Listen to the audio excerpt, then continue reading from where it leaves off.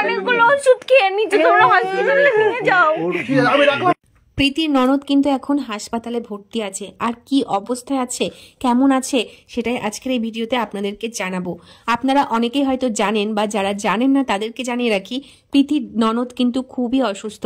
মূলত রন্দার সাথে যে গন্ডগোলটা হয়েছে, মানে দুই ভাই বোনের যে অশান্তিটা চলছে, তার কারণে অত্যন্ত মানসিক প্রেসারে কিন্তু প্রীতির ননদ নিজেকে শেষ করার সিদ্ধান্ত নিয়ে ফেলেছে।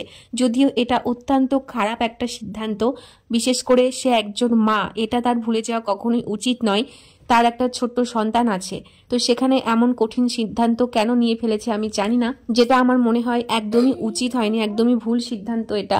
তো তবুও এরকম একটা কঠিন সিদ্ধান্ত নিয়ে ফেলেছে রন্দার দিদি, অর্থাৎ প্রীতির ননদ। তো এখন কিন্তু প্রীতির ননদ হাসপাতালে ভর্তি আছে, আর যে ভিডিওটা দেখেছিলাম সেখানে কিন্তু এটাই জানা গেছে, প্রীতির ননদের অবস্থা কিন্তু একদমই ভালো না। দীপিকাদি কিন্তু খুবই অসুস্থ। সবাই প্রার্থনা করুন যেন প্রীতির ননদ অর্থাৎ দীপিকাদি খুব তাড়াতাড়ি সুস্থ হয়ে যায়।